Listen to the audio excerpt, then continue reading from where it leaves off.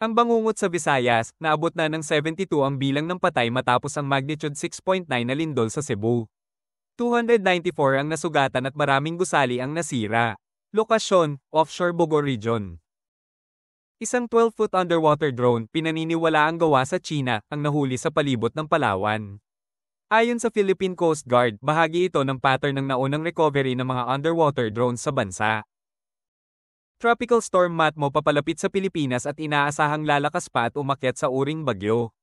May posibilidad itong tumama sa Luzon, partikular sa probinsya ng Isabela o Aurora sa loob ng 36 hours.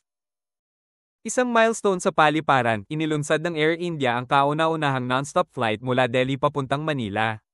Layunin, palakasin ang koneksyon at turismo sa pagitan ng India at Pilipinas.